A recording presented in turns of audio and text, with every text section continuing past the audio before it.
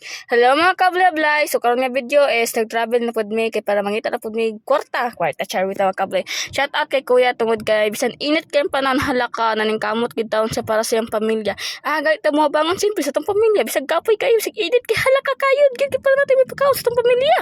Alangan mawatay pagkaon sa tong pamilya di mapas mo tong bito ko pas mo ang atong pamilya. Bitaw mga kablablay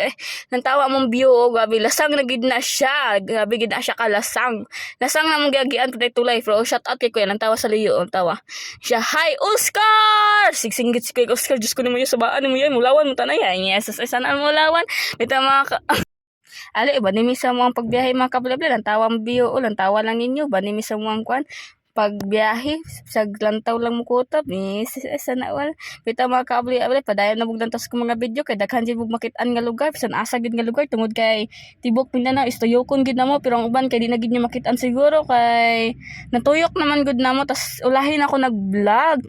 kay humo jud ko plano mag-vlog pero mao lagi murag nakaunahon ako ba naka-decide ko nga what if mag-vlog ka ako no ko bahala unsa na dira basta kay vlog lang lingaw-lingaw lang pangpalipas oras lang tungod sa kamingaw pud ba kanang mingaw kay magbiyahe so ako mag-video na lang ko bahala na dag oy seldo or di mo ko ma-monetize okay ra pero salamat sa Ginoo kay na-monetize pud ako ni Mita pero hinahinay lang sa lagi pero nindot kay ang view lang tawa so dire padung may